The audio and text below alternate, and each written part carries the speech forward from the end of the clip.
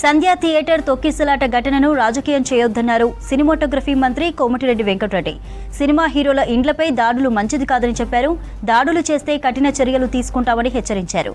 Theatre తొక్కిసలాటలో గాయపడిన సికింద్రాబాద్ కిమ్స్ హాస్పిటల్లో treatment తీసుకుంటున్న శ్రీతేజ్ను పుష్ప 2 నిర్మాత నవీన్తో కలిసి పరామర్శించారు. నిర్మాత తరపున 50 లక్షల రూపాయల చెక్కును శ్రీతేజ్ తండ్రి భాస్కర్ కు అందించారు. బాబు పరిస్థితి అంతంత మాత్రంగానే ఉందన్నారు కోమటిరెడ్డి. దేవుడి దయ వల్ల త్వరగా కోలుకోవాలని భగవంతుని ప్రార్థిస్తున్నట్టుగా చెప్పారు.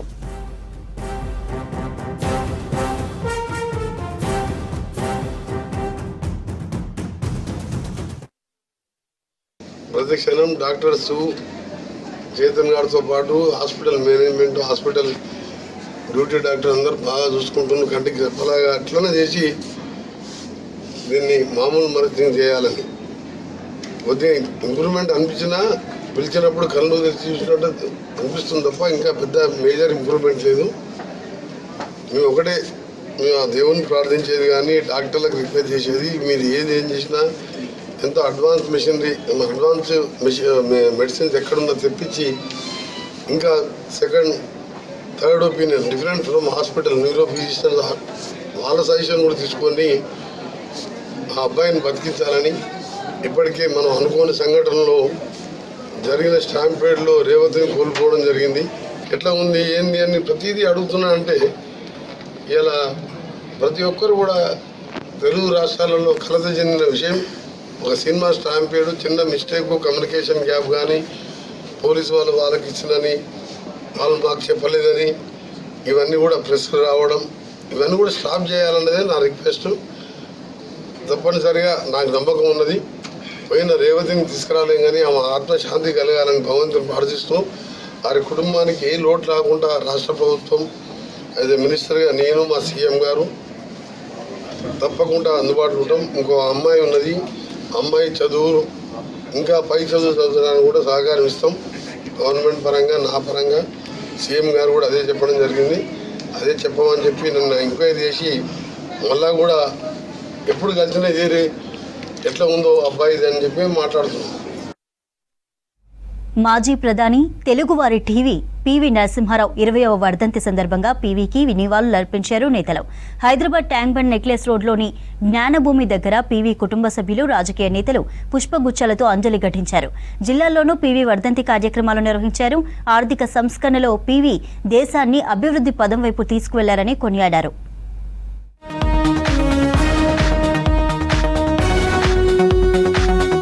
మాజీ ప్రధాని భారతరత్న పీవీకి నివాళులర్పించారు సీఎం రేవంత్. ఎమ్మెల్యే సుదర్శన్ రెడ్డి, మాజీ ఎంపీ రంజిత్ రెడ్డితో కలిసి పీవీ చిత్రపటానికి పూలమాలలు వేసి అంజలి ఘటించారు.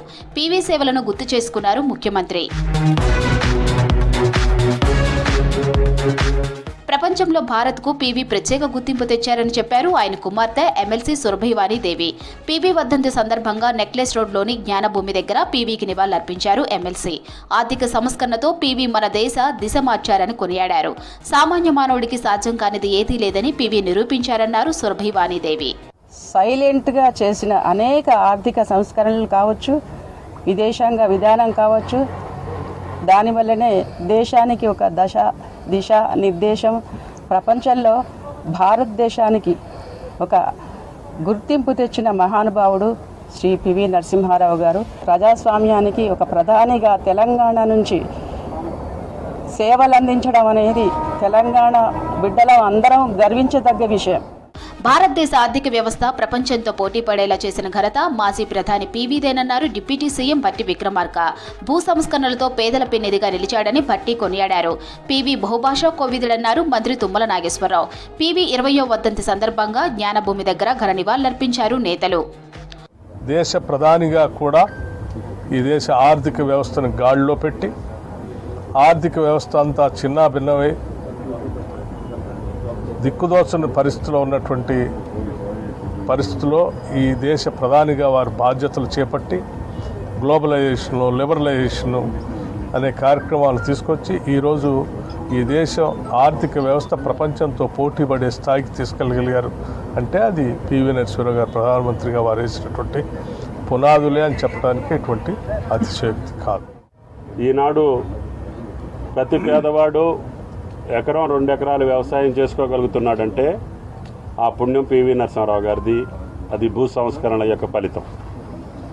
అదేవిధంగా ప్రతి పేదవాడు కూడా ఈరోజు ఒక రెసిడెన్షియల్ స్కూల్లోనో ఒక నవోదయ స్కూల్లోనో చదువుకోగలుగుతున్నాడంటే అది ఆనాడు మానవ వనరుల మంత్రిగా పివి నరసింహారావు గారి యొక్క దూరదృష్టి. ఆర్థిక విప్లవానికి నాంది పలికింది పీవీఏనన్నారు మంత్రి శ్రీధర్ బాబు. పీవీ 20వ వర్ధంతి సందర్భంగా నెక్లెస్ రోడ్ జ్ఞానభూమి దగ్గర శ్రీధర్ బాబు, మాజీ మంత్రి జానారెడ్డి పుష్పగుచ్చాలతో అంజలి ఘటించారు. పీవీ ఆర్థిక సంస్కరణతో ప్రక్షాళన చేశారని కొనియాడారు శ్రీధర్ బాబు. వారిని ఆదర్శంగా తీసుకోవాల్సిన అవసరం, బాధ్యత మనందరిపైన ఉంది. ఆ క్రమంలో వారికి గొప్పగా నివాళులు పలుకుతూ ఆనాడు కరీంనగర్ జిల్లా మా మంత్రిని నియోజకవర్గం నుంచి వారు మొదటగా రాజకీయ ప్రస్థానం చేస్తూ దేశానికి సంబంధించి ప్రధానమంత్రిగా మా ప్రాంతం నుంచి మరి ఒక గొప్ప ఆణిముత్యంగా ఉన్నారంటే మాకు అందరికీ కూడా గొప్ప గర్వకారణం. ఆర్థిక సంస్కరణలో పీవీ దేశాన్ని అభివృద్ధి పదం వైపు తీసుకువెళ్లారని కొనియాడారు కేంద్ర మంత్రి కిషన్ రెడ్డి. మైనార్టీ ప్రభుత్వాన్ని 5 ఏళ్లు నడిపిన గొప్ప వ్యక్తి పీవీ అన్నారు బీజేపీ ఎంపీ లక్ష్మణ్. నెక్లెస్ రోడ్లోని జ్ఞానభూమి దగ్గర పీవీకి నివాళులర్పించారు నేతలు. రాజకీయాలు వేరైనప్పటికీ దేశం కోసం పనిచేస్తున్నామన్న భావన పీవీలో ఉండేదని తెలిపారు. దేశ ఆర్థిక వ్యవస్థ క్లిష్ట పరిస్థితుల్లో ఉన్నప్పుడు ప్రధానమంత్రిగా బాధ్యతలు చేపట్టినటువంటి పివి నరసింహారావు గారు మరి అనేక రకాల ఆర్థిక సంస్కరణలు తీసుకొచ్చి దేశాన్ని నూతన పథంలో నడిపించినటువంటి మహానుభావుడు మన తెలుగు బిడ్డ పివి నరసింహారావు గారు. దక్షిణాది నుంచి ఒక మొదటి తెలుగువాడు తెలంగాణ ప్రాంతం నుంచి ప్రధానమంత్రి అయితే పార్టీలకు అతీతంగా కూడా మన గర్వకారణం. ప్రభుత్వాన్ని విజయవంతంగా నడపడమే కాకుండా గడ్డు పరిస్థితి నుంచి కూడా ఈ దేశాన్ని ఆర్థిక పరిస్థితి గట్టెక్కించి ఇవాళ పివి నరసింహారావు గారికి నిజంగా వారికి నివాళులు అర్పించడం మొత్తం ఒక తెలుగువాడిగా, ఒక పార్లమెంట్ సభ్యుడిగా నేను గర్వపడుతున్నాను. దేశంలో స్కిల్ డెవలప్మెంట్ కు ప్రాచుర్యం కల్పించిన ఘనత మాజీ ప్రధాని పీవీదేనన్నారు పీసీసీ చీఫ్ మహేష్ కుమార్ గౌడ్. పీవీ 20వ వర్ధంతి సందర్భంగా జ్ఞానభూమి దగ్గర నివాళులర్పించారు మహేష్ కుమార్ గౌడ్. పీవీ తెలుగు రాష్ట్రాలకు గర్వకారణమన్న పీసీసీ చీఫ్ జ్ఞానభూమి ఇచ్చిన ఘనత కాంగ్రెస్ దేనని తెలిపారు. జ్ఞానభూమి జీవో ఇవ్వడానికి, నామకరణం చేయడం కానీ, జీవో ఇవ్వడం కానీ, ఈ స్థలాన్ని పెట్టడం కానీ, అదేవిధంగా దామోదర సంజీవయ్య గారిది, ఎన్టీ రామారావు గారిది, ముగ్గురు కూడా ఈ స్థలాలు ఇచ్చినటువంటి ఘనత కాంగ్రెస్ పార్టీది. పివి గారు దేశం, ప్రపంచం ఉన్నంత కాలం ఒక విజ్ఞానవంతుడిగా, తెలివితేటలకు ప్రతీకగా, ముఖ్యంగా నాకు రాజకీయంగా ఆనాడు 1994లో అసెంబ్లీకి పోటీ చేసే అవకాశం కల్పించిన వ్యక్తిగా నా జీవితకాలం నా మదిలో మెదులుతాడు. ఆర్థిక సంస్కరణలతో దేశం ముఖచిత్రాన్ని మార్చిన ఘనత పీవీ నరసింహారావుదేనని అన్నారు BRS working president KTR. PV చిత్రపటానికి నివాళులర్పించిన కేటీఆర్ తెలంగాణ బిడ్డను బీఆర్ఎస్ హయాంలో సముచితంగా గౌరవించామని చెప్పారు. నెక్లెస్ రోడ్డును పీవీ మార్గుగా మార్చిన ఘనత బీఆర్ఎస్ దేనని తెలిపారు. దేశానికి పీవీ చేసిన సేవలను కొనియాడారు నేతలు. ఆయన ఆశయ సాధనకు కృషి చేస్తామని చెప్పారు.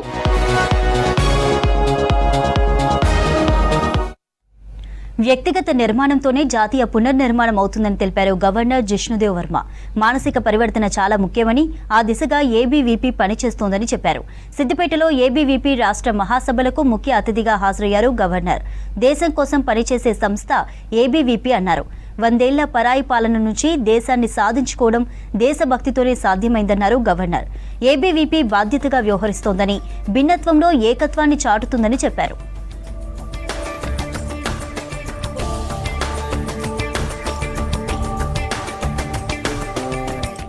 కరీంనగర్ రైలు ఓవర్ బ్రిడ్జి నిర్మాణ పనులు నత్తనడకన సాగుతున్నాయి. 15 నెలలుగా వంతెన నిర్మాణం నిర్లక్ష్యం చేస్తున్నారు. ఈ ట్రాక్ మీదుగా 24కు పైగా రైళ్ల రాకపోకలు సాగిస్తున్నాయి. రైలు వచ్చిన ప్రతిసారి గేటు మూసివేస్తుండటంతో ప్రయాణికులు గేట్ అవతల ఎదురు చూడాల్సిన పరిస్థితి. అలా మంచిర్యాల వైపు నుంచి కరీంనగర్లోని హాస్పిటల్కు వచ్చిన ఓ అంబులెన్స్లో హాస్పిటల్కు వెళ్లేందుకు రూట్ లేక పేషెంట్ చనిపోయాడు. వంతెన నిర్మాణ పనులతో పాత రోడ్డు కూడా అధ్వానంగా తయారై వాహనదారులు ఇబ్బందులు పడుతున్నారు.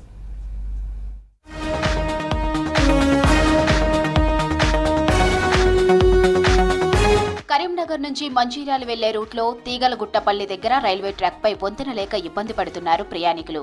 మంచిర్యాల వైపు నుంచి కరీంనగర్కు రావాలన్నా, కరీంనగర్ నుంచి నగనూరు మెడికల్ కాలేజీకి వెళ్లాలన్నా ఇదొక్కటే రూట్.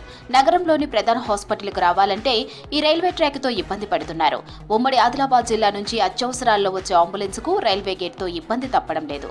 గతంలో గేటు వేసిన సందర్భంలో అంబులెన్స్ వెళ్లేందుకు రూట్ లేక అందులో ఉన్న పేషెంట్ చనిపోయాడు.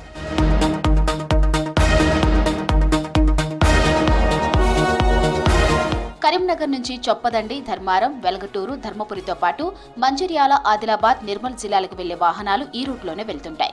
ట్రాక్పై ఆర్ఓబీ లేకపోవడంతో ట్రైన్ వచ్చిన ప్రతిసారి గేటు మూయాల్సి వస్తుంది. ఈ ట్రాక్పై దాదాపుగా 20కు పైగా గూడ్స్ రైళ్లు, మరో 4 ప్యాసింజర్ రైళ్లు నడుస్తూ ఉంటాయి.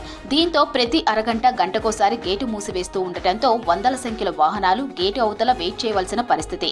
ఒక్కోసారి అరగంటకు పైగా గేటు వేసిన సందర్భాలు ఉన్నాయి.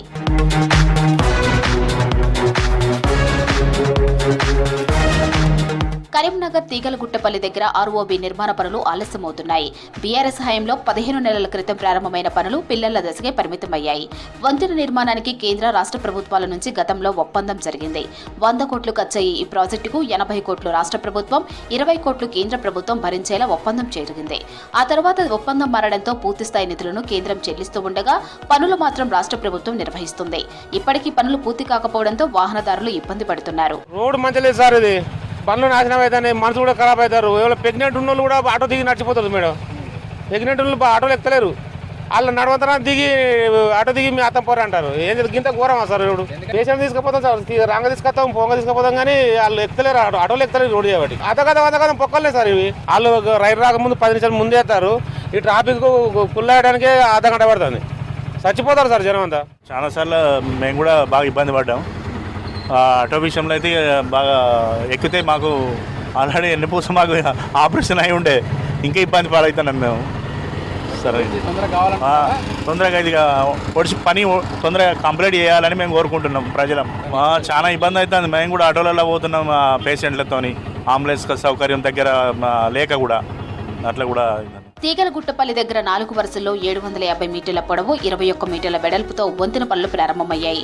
2023 జూలై 13న పనులకు శంకుస్థాపన చేయగా మొదటి 6 నెలలు పనులు వేగంగా జరిగాయి. ఆ తర్వాత ఎన్నికలు రావడంతో నిలిచిపోయాయి. ఈ మధ్య గేటుకు తీగలగుట్టపల్లి వైపు స్లాబ్ పనులు మొదలయ్యాయి. వంతెన నిర్మాణం పూర్తి కావాలంటే మరో ఏడాదైనా పట్టేలా ఉందని ఆందోళన వ్యక్తం చేస్తున్నారు స్థానికులు. చాలా ప్రజలు తీవ్రంగా బాధపడుతున్నారు.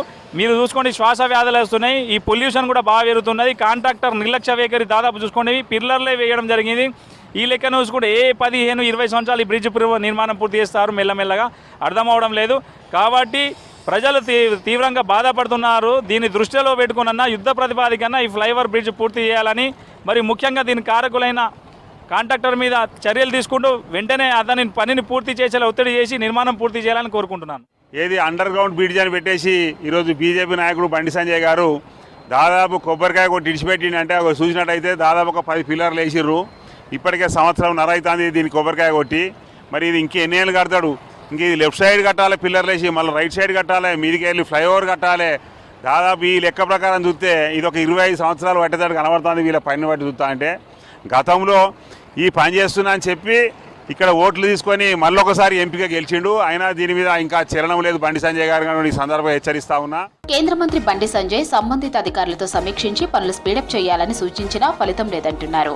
కాంగ్రెస్ ప్రభుత్వం చొరవ తీసుకుని తొందరగా ఆర్ఓబీ పనులు పూర్తయ్యేలా చర్యలు తీసుకోవాలని కోరుతున్నారు స్థానికులు.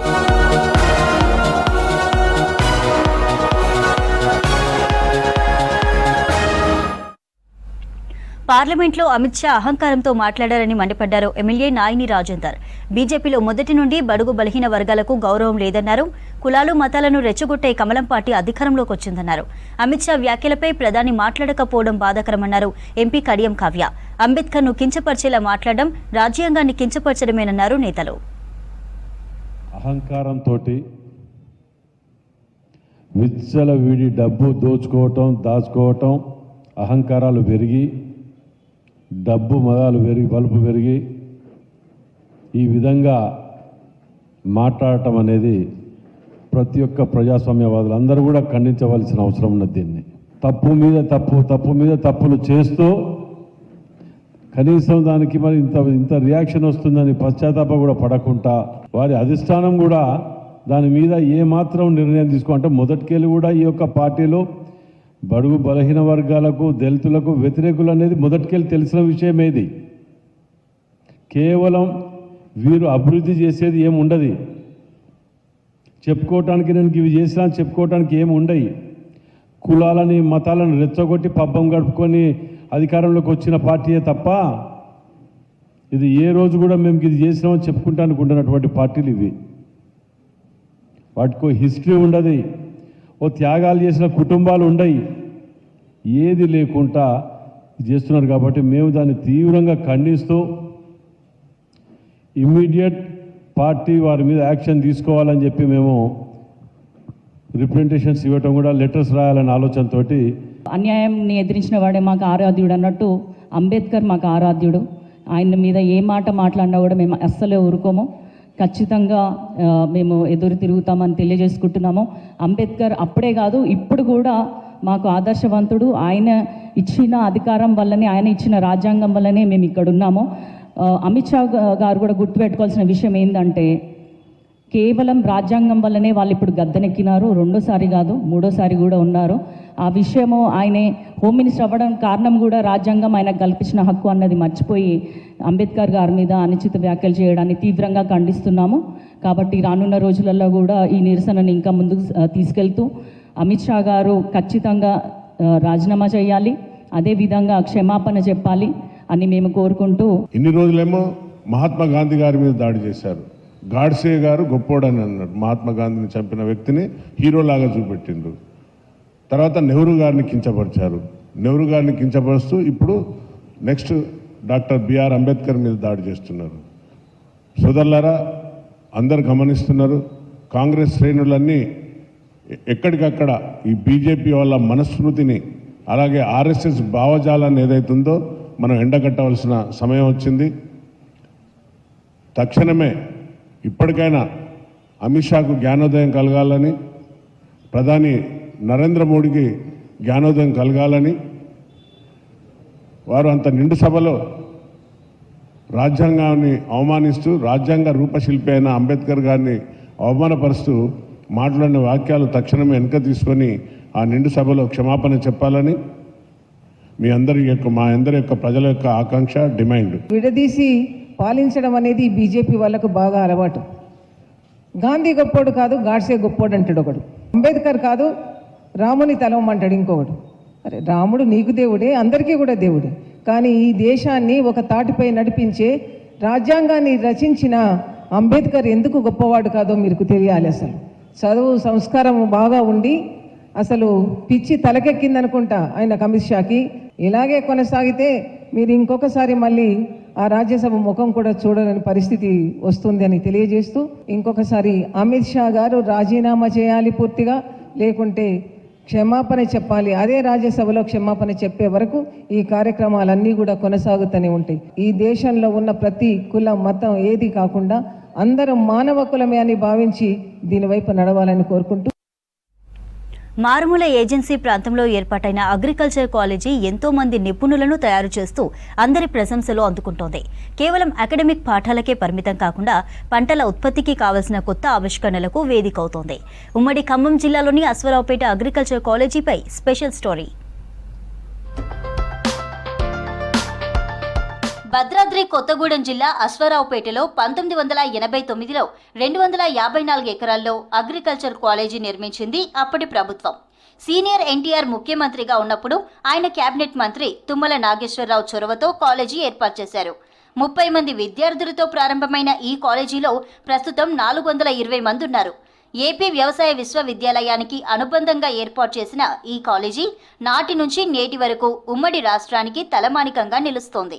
ఇంత మంచి వాతావరణంలో, ఇంత మంచి సారవంతమైన నేలల్లో రైతులకు ఎటువంటి పంటలు వేసుకోవాలి, ఎటువంటి పంటలు వేయకూడదు, వాళ్ళ భూమి సారాన్ని బట్టి మా కాలేజీలో మేము ట్రైనింగ్ ఇవ్వడం జరుగుతుంది. చాలామంది రైతులకు బాగా ప్రసిద్ధిగాంచిన పంట ఆయిల్ పామ్ పంట. ఈ ఆయిల్ పామ్ పంట గురించి కూడా మా కాలేజీలో రైతులకి ట్రైనింగ్ ఇవ్వడం జరుగుతుంది. అలాగే ఈ ఆయిల్ పామే కాకుండా వివిధ రకాల హార్టికల్చర్ క్రాప్స్, ఇంకా వెజిటేబుల్ క్రాప్స్లలో మా ఫార్మర్ ఇక్కడ ఉన్న రీజనల్ రైతులకి మేము ట్రైనింగ్ ఇవ్వడం జరుగుతుంది.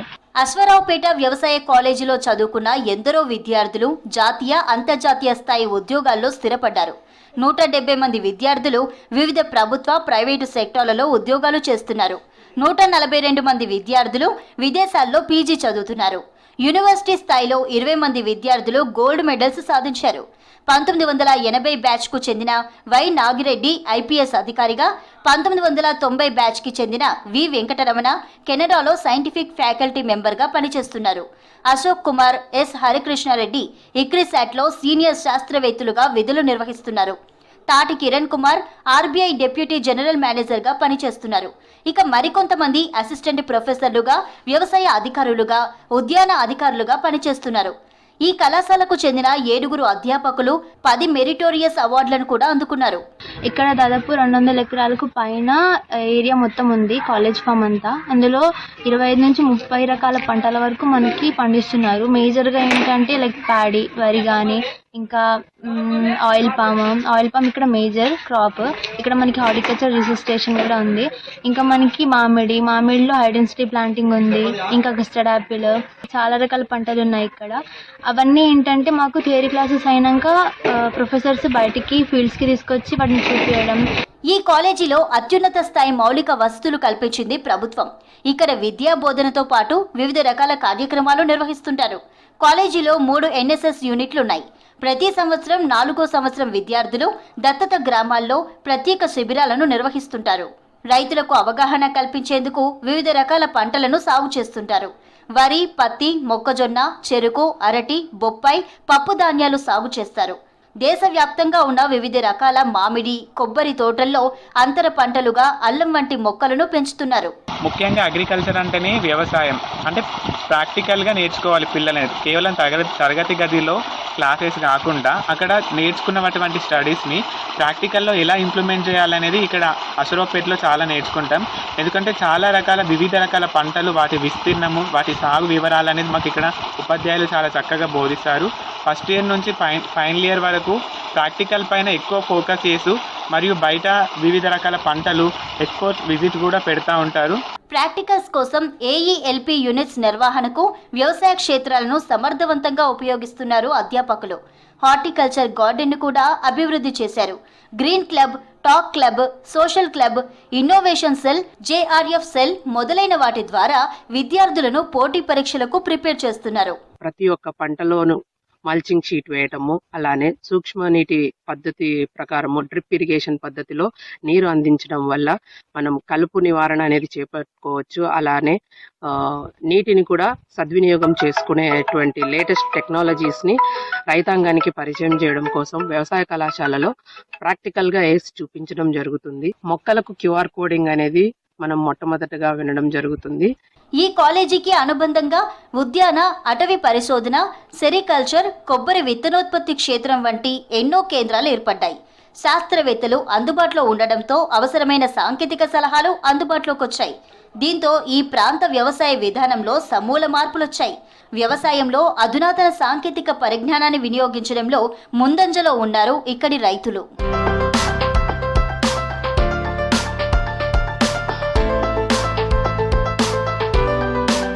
ఓరుగల్లు మిర్చి రైతన్నను కష్టాలు వెంటాడుతున్నాయి.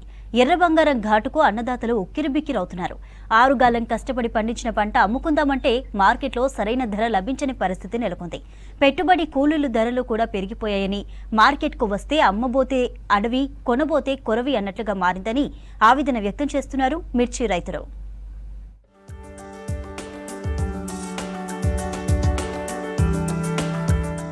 వరంగల్ జిల్లాలో తేజ, వండర్ హార్ట్, యూస్ 341, దేశీ మిర్చి, సింగిల్ పట్టి రకాల మిర్చి పంటలు ఎక్కువగా పండిస్తారు. ఇక్కడ పండే మిర్చి పంటకు డిమాండ్ ఎక్కువగా ఉంటుంది. ఆహార అవసరాలతో పాటు మెడిసిన్, ఫుడ్ కలర్స్ కోసం మిర్చిని ఎగుమతి చేస్తుంటారు.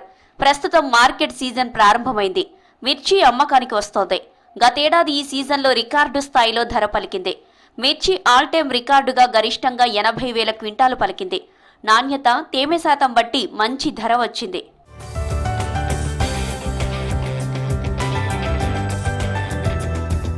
ఉమ్మడి జిల్లాలో నర్సంపేట, పరకాల, భూపాలపల్లి, మహబూబాబాద్, ములుగు ప్రాంతాల్లో ఎక్కువగా మిర్చి సాగు చేస్తారు.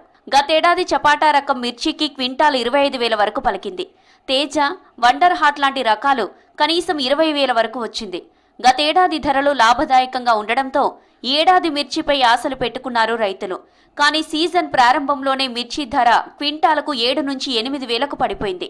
ఏది లేదు, ఎకరానికి వచ్చేసి ₹1,00,000 ఖర్చు వచ్చింది. ఇదంతా అమ్మితే 50,000 వచ్చేటట్లేదు. ఇక్కడికి వస్తే గిట్టుబాటు ధర లేదు. మినిమం 30,000 అమ్మితే గిట్టుబాటు అవుతుంది, కానీ ఆ తప్ప ఏది లేకుండా అవుతుంది రైతుకు. అది స్టాకు బలంగా ఏసీలలో దాదాపు కొన్ని లక్షల బస్తా ఉందంటారు. అటు చైనాకి ఎక్స్పోర్ట్ లేదంటారు. విదేశాలకు ఎక్స్పోర్ట్ అయితే రేటు ఉండేది. అందువల్లనే మొత్తం రేటు డౌన్ అయిందని. లాస్ట్ 22,500, 23,000 అమ్మారు. తాలు కూడా 12,000 అమ్మిన చరిత్ర ఉంది. అసలు మీ నెంబర్ 1 కాయ కూడా తాలు రేటు కూడా పడుతుంది. ఎనుమాముల వ్యవసాయ మార్కెట్లో మిర్చి గతేడాది డిసెంబర్ నెలలో గరిష్టంగా 23,000 పలికింది. ప్రస్తుతం ఎండుమిర్చి ధర 16,000 కూడా దాటడం లేదు. క్వింటాల్ మిర్చికి 7,000 వరకు నష్టాలతో అమ్ముకోవలసి వస్తుందంటున్నారు రైతులు.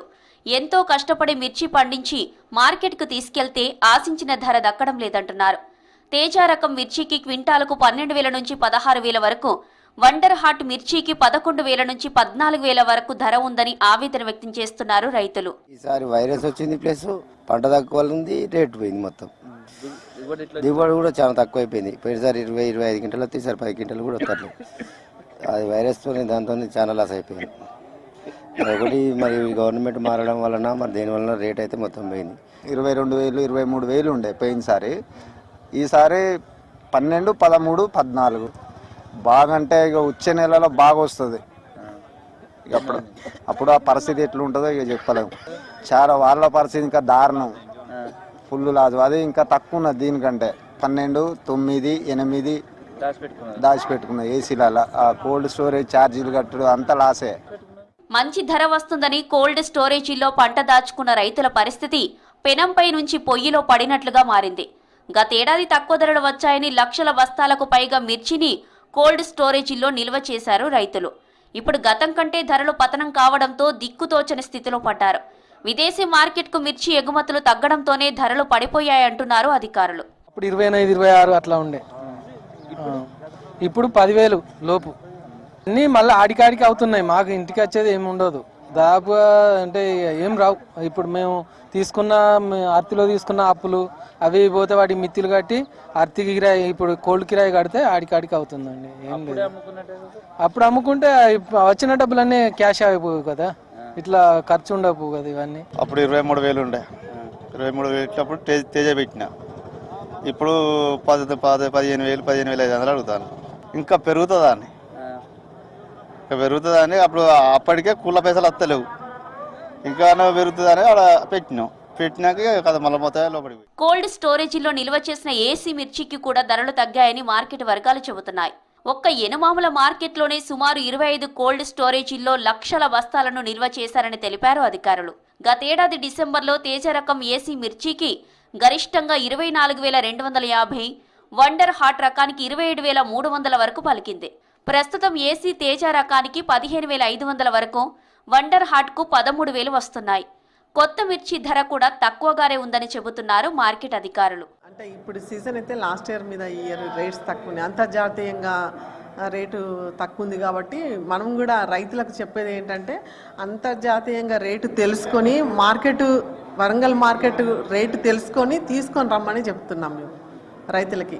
అంటే ఇక్కడికి రేటు తక్కువ ఉందని చెప్పి నాణ్యత ప్రమాణాలు పాటించి అగ్రికల్చర్ హార్టికల్చర్ వాళ్ళు చెప్పినట్టు విధంగా ఆ ప్రమాణాలు పాటించి తీసుకొని వస్తే మనకి ఇక్కడ రేటు తక్కువ అని కోల్డ్ స్టోరేజ్లో పెట్టుకోవచ్చు. చీడపీడలతోనూ పంట దిగుబడి తగ్గిందని, ధర పడిపోవడంతో కనీస పెట్టుబడి ఖర్చులు దక్కడం లేదని వాపోతున్నారు రైతులు.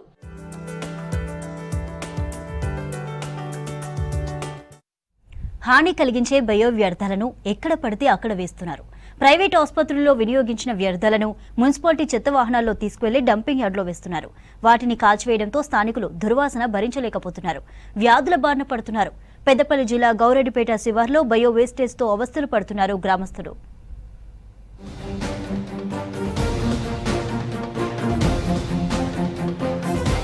ఇక్కడ కనిపిస్తున్న డంపింగ్ యార్డ్ గౌరెడ్డిపేట శివారులో ఉంటుంది. రోజంతా సేకరించిన చెత్త చివరికి ఇక్కడికే చేరుకుంటుంది. భారీగా చెత్త వేస్తూ ఉండటంతో ఇబ్బంది పడుతున్నామని తెలిపారు గౌరెడ్డిపేట గ్రామస్తులు. ముఖ్యంగా చెత్త కాల్చినప్పుడు వచ్చే పొగ వాసన భరించలేకపోతున్నామని వాపోతున్నారు. డంపింగ్ యార్డ్ సార్ మొత్తం స్మెల్ వస్తుంది. మొత్తం డస్ట్ గాడ్ ద్వారం లేచినప్పుడు గాడ్ ద్వారంతో స్మెల్ అంతా బయటకు వస్తుంది. మొత్తం ఏం వస్తుందో మాకు తెలుస్తలేదు సార్. అది ఆ కాలబెట్టినప్పుడు మొత్తం అది డస్ట్ కెమికల్ మన పదార్థాలతో స్మెల్ బాగా వస్తుంది సార్. అది ఇబ్బంది అవుతుంది సార్, బాగా వాసన వస్తుంది చెత్త చేయబట్టే. మరి మేము అయితే కడకుండేది ఇబ్బంది పడతాను వాసన వచ్చి. మరి బాగా రోజులు అవుతుంది, మేమైతే బతకుడు కష్టమే ఉన్నది. ఈ వాసనకు చచ్చిపోవడం అవుతుంది. జ్వరాలు వస్తాయి, దోమలు దాని కొరకే పెద్ద పెద్ద దోమలు ఇన్నొద్దు లేవు, ఇప్పుడైతే పెద్ద పెద్ద దోమలు ఆ చెత్త కొరకే. ఇళ్లలో సేకరించిన చెత్తతో పాటు హాస్పిటల్ వేస్టేజ్ కూడా ఈ డంపింగ్ యార్డుకు తరలిస్తున్నారని ఆరోపిస్తున్నారు స్థానికులు. జిల్లాలో చిన్న పెద్ద హాస్పిటల్స్, ల్యాబులు, క్లినిక్లు, ఆర్ఎంపీలు నిర్వహించే ప్రథమ చికిత్సా కేంద్రాలు పెద్ద సంఖ్యలో ఉన్నాయి. వీటిలో ఎక్కువ శాతం హాస్పిటళ్లు చెత్తను తరలించడంలో నిబంధనలు పాటించడం లేదని ఆరోపణలు వస్తున్నాయి. ఆసుపత్రుల్లో వాడిపడేసే సిరంజులు, నీడిల్స్, కలుషితమైన కాటన్, సెలైన్ బాటిల్స్ డంపింగ్ యార్డుకు తీసుకువస్తున్నారని తెలిపారు. ఈ చెత్త ఏనాడు జమైందో ఏనాడు మాకు ఇక మొన్న 2 నెలలే పన్నా చెండాలని ఆసన అటు పోగలేక మేము ఉన్నదురు అన్నం తిందు చెట్ల కాడ సంగరు తెచ్చుకుంటాము, అటు చెట్ల కాడ పత్తి కాల పోయి పత్తిలో అన్నం తిండు. ఇప్పుడు అన్నం వేసి ఉన్న అన్ని రోతపాటు పడ్డాయి మొత్తం. డంపింగ్ యార్డ్లో చెత్తను కాలుస్తూ ఉండటంతో పొగ వ్యాపించి అస్వస్థతకు గురవుతున్నామని తెలిపారు గ్రామస్తులు. డంపింగ్ యార్డుకు మెడికల్ వేస్టేజ్ తరలించడంపై అధికారులు ఫిర్యాదు చేసినా పట్టించుకోవడం లేదన్నారు. చెత్త వేయకుండా అడ్డుకుంటే అక్రమ కేసులు పెట్టారని తెలిపారు. వాసన చెత్త కాలబెట్టినా కమర్ వాసన తర్వాత వాసన వస్తుంది. చెత్త పెద్దపల్లి నుంచి ఎక్కడి నుంచో వస్తాను సార్, మాకు ఇక్కడికి వచ్చేది అక్కడ వయంగా చూస్తాను. అక్కడ కాలబెడితే అంత కమర్ వాసన, రోగాలు, నొప్పులు, కాళ్ళ నొప్పులు నెలకు 10,000 అవుతాయి. మొన్నట్లుగా రోగాలు వచ్చి బాగా ఇబ్బంది అయినాం. ఇప్పుడు ఆ బర్రెలు మేత మేయడానికి ఇంకా జాగలేదు. పెద్దపల్లి మొత్తం వస్తుంది, ఊళ్ళోకి వెళ్ళిపోతానే ఇప్పుడు ఇంకా ఎక్కువ. గ్రామం మీదుగా చెత్తను డంపింగ్ యార్డుకు తరలిస్తున్నారని తెలిపారు గౌరెడ్డిపేట గ్రామస్తులు. మున్సిపల్ వెహికల్స్ నుంచి చెత్త, ఇంజెక్షన్, సెలైన్ బాటిల్స్ ఇళ్ల ముందు పడుతున్నాయని ఆగ్రహం వ్యక్తం చేశారు. డంపింగ్ యార్డును వేరే చోటకు తరలించాలని కోరుతున్నారు.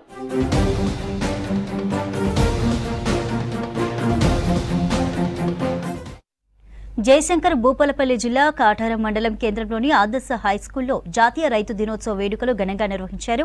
గ్రామంలోని రైతులను సాదరంగా ఆహ్వానించి అన్నదాతల ఔన్నత్యాన్ని చాటి చెప్పారు. పంట సాగు మొదలుకొని మార్కెట్లో అమ్మే స్థాయి వరకు వారు పడే కష్టాన్ని కళ్లకు కట్టినట్టుగా వివరించారు విద్యార్థులు.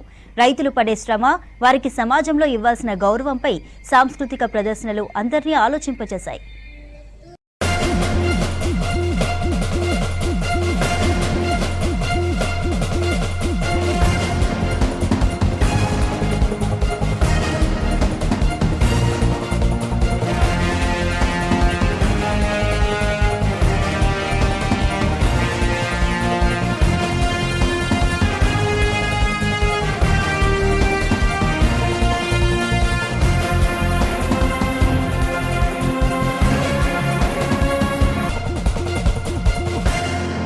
వరంగల్ మామునూరు ఎయిర్పోర్టుకు తమ భూములు తీసుకుంటున్న ప్రభుత్వం పరిహారంగా వేరే చోట భూమినే ఇప్పించాలని కోరారు రైతులు. భూములు ఇచ్చేందుకు తాము సిద్ధంగా ఉన్నామని, అందుకు తగ్గట్టుగా తమకు పరిహారం ఇవ్వాలని డిమాండ్ చేశారు. వరంగల్ కలెక్టర్కు గ్రీవెన్స్ లో ఫిర్యాదు చేశారు రైతులు. జీవనాధారమైన భూములిస్తున్న తమకు ప్రభుత్వం న్యాయం చేయాలన్నారు.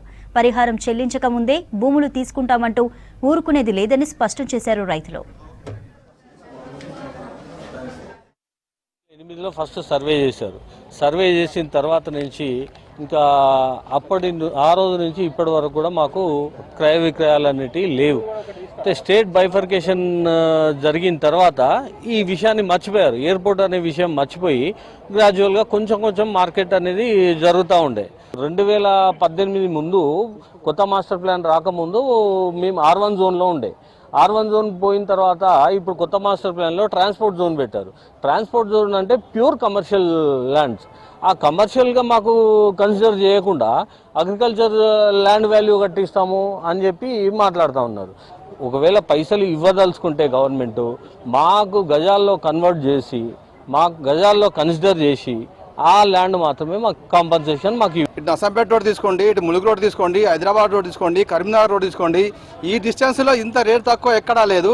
రైతుల విన్నపం ఏమంటే ఈ డిస్టెన్స్లో అన్ని 4 దిక్కుల భూమి రేట్లు ఎంక్వైరీ చేసి మాకు సరైన న్యాయం చేసి దాంతో పోల్చుకొని మాకు అదే వాళ్ళు ఇస్తా ఉన్న సెంట్రల్ జైల్ ల్యాండ్ కానీ అక్కడ ఇచ్చే అదే భూమి ఇస్తా ఉన్న భూమే మాది పైపు సారవంతమైన భూమి. ఆ భూమి మాకు క్లియర్ చేసి చెట్లు గిట్లు చేమలు పీకి అన్ని ఇస్తా ఉన్నారు. అదే ఇస్తే భూమి ఇస్తాం. మేమైతే ఎట్టి పరిస్థితుల్లో కూడా రేటుకి భూమి ఇచ్చే ప్రసక్తి లేదు.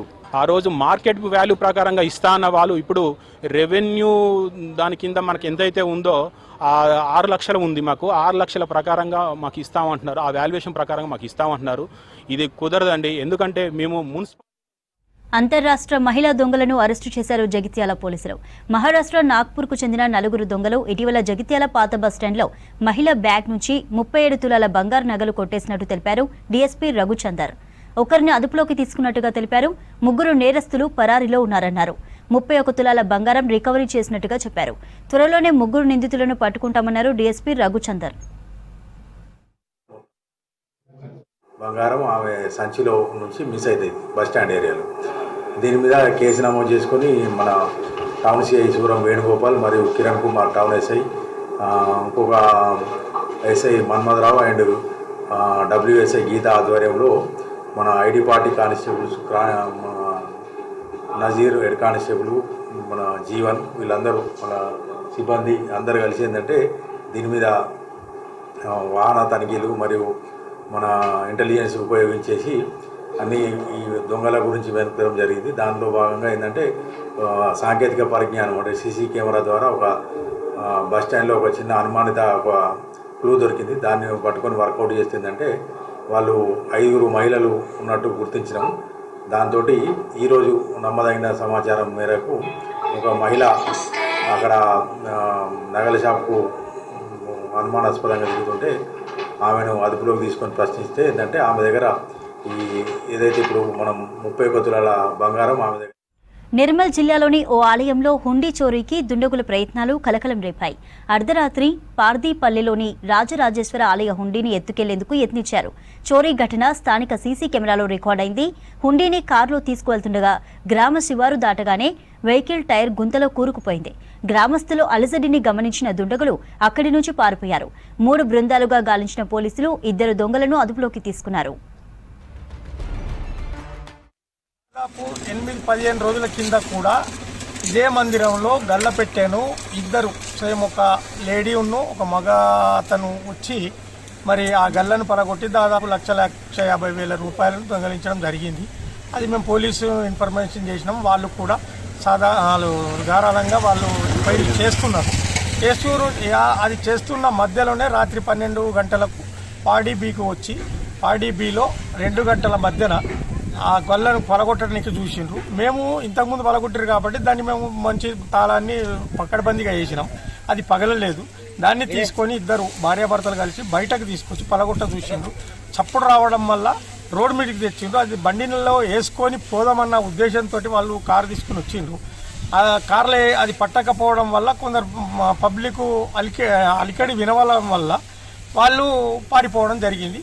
పోతూ గుండెగాం టర్నింగ్ మధ్యన యాక్సిడెంట్ అయింది వాళ్ళ బండికి.